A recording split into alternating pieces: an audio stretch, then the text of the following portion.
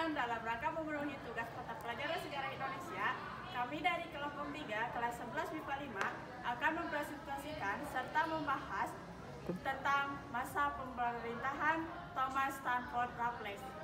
Mari kita saksikan bersama-sama.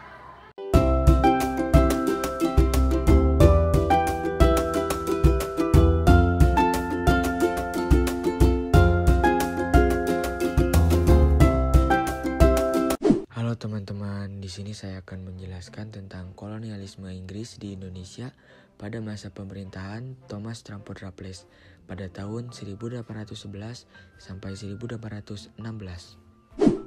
Latar belakang: Sir Thomas Stamford Bingley Raffles lahir di Jamaika pada tanggal 6 Juli 1781. Beliau adalah anak dari Benjamin Raffles. Dia adalah seorang tukang masak di suatu kapal hingga akhirnya menjadi seorang kapten. Ibunya bernama Annie Lady Liderman. Thomas Stamford Raffles memiliki dua istri. Yang pertama, Olivia Marian Depenis. Dia adalah seorang perintis kebun raya Bogor. Meninggal pada tanggal 26 November 1814. Beliau mengidap penyakit malaria. Istrinya yang kedua bernama Sophia Hill. Thomas Stamford Raffles meninggal pada tanggal 5 Juli 1826. Beliau mengidap penyakit stroke. Beliau dimakamkan di Santa Mary's Church, London, Britania Raya. Beliau meninggal pada usia 44 tahun. Fun fact, Thomas Stamford Raffles adalah Letnan Gubernur Hindia Belanda yang juga dikenal sebagai pendiri negara kota Singapura. Patungnya, patung Stamford Raffles, berdiri megah di negara Singapura. Latar belakang Raffles berkuasa di Indonesia adalah ingin menciptakan suatu sistem ekonomi bebas dari segala unsur paksaan yang dahulu melekat pada sistem penyerahan paksa dan pekerjaan rodi yang dijalankan oleh komponi Belanda dalam rangka kerjasama dengan raja-raja dan para bupati. Kebijakan-kebijakan Thomas Stamford Raffles pada saat berkuasa di Indonesia. Pada bidang pemerintahan, membagi tanah Jawa ke dalam 16 karasidenan, mengurangi jabatan bupati, mengubah sistem pemerintahan dari penguasa pribumi menjadi kolonial yang bercorak barat. Sistem juri ditetapkan dalam pengadilan. Pada bidang ilmu pengetahuan, menulis buku History of Java, dirintisnya kebun raya Bogor, menemukan bunga Rafflesia Arnoldi. Raffles aktif mendukung Batavia's Genootschap, memindahkan prasasti Airlangga ke Calcutta, India, memberikan bantuan kepada John Crawford atau residen Yogyakarta. Pada bidang sosial, penghapusan kerja rodi, penghapusan perbudakan, namun Raffles sendiri melanggarnya. Peniadaan Pine Bank.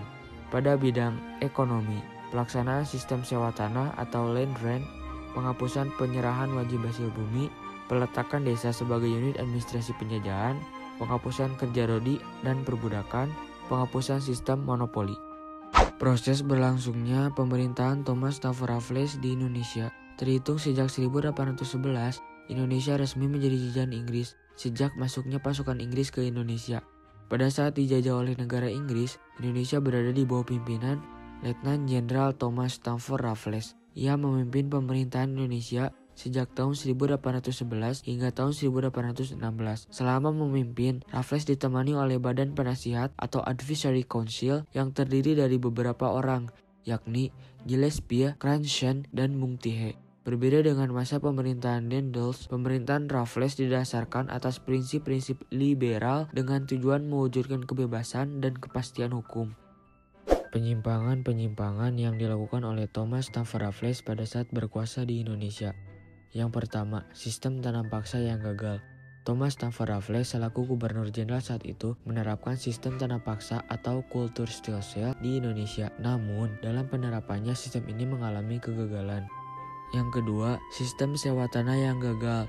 Raffles menerapkan Land-Lease Stelsel atau sistem sewa tanah yang menggantikan sistem tanam paksa yang diterapkan oleh POC. Beberapa faktor penyebab kegagalan sistem sewa tanah yang diberlakukan Thomas Stamford Raffles yaitu masih banyak masyarakat Indonesia yang belum mengenal sistem sewa tanah melalui perjanjian. Masyarakat belum terlalu mengenal sistem uang, sulit untuk menentukan besar atau kecilnya pajak yang akan dikenakan pada pemilik tanah, dan kurangnya pengawasan pemerintah. Berakhirnya pemerintahan Thomas Stamford Raffles. Berakhirnya pemerintahan Thomas Sampurna Raffles di Indonesia ditandai dengan adanya Convention of London pada tahun 1804 yang ditandatangani oleh wakil-wakil Belanda dan Inggris. Isi dari Convention of London adalah 1. Indonesia dikembalikan kepada Belanda. 2. Jajahan Belanda, Ceylon Cup, koloni Guyana tetap di tangan Inggris. 3. Cochin di pantai Malabar diambil alih Inggris. Bangka diserahkan kepada Belanda sebagai gantinya. Pada tahun 1816, Raffles mengakhiri pemerintahannya di Hindia. Kemudian, Raffles digantikan oleh John Vendal. Selanjutnya, Raffles diangkat menjadi gubernur di Bengkulu, meliputi wilayah Bangka dan Belitung. Dampak pemerintahan Thomas Sampurna Raffles bagi Indonesia pada saat ini. Dihapusnya sistem kerja paksa atau kerja rodi yang ditetapkan oleh Daendels dan dilarangnya praktik perbudakan. Dihapusnya sistem pajak hasil bumi dan penyerahan wajib. Dibentuknya sistem peradilan dan pergerakan hukum yang lebih adil terhadap rakyat pribumi. Raffles mendukung komunitas ilmiah di Indonesia dan banyak mengungkap sejarah Indonesia dalam buku History of Java yang ditulis Raffles. Raffles menemukan jenis bunga baru yaitu Rafflesia arnoldii. Raffles juga merintis pembentukan kebun raya Bogor. Nah, itu dia pembahasan sekaligus presentasi tentang masa pemerintahan Thomas Sampurna Raffles di Indonesia.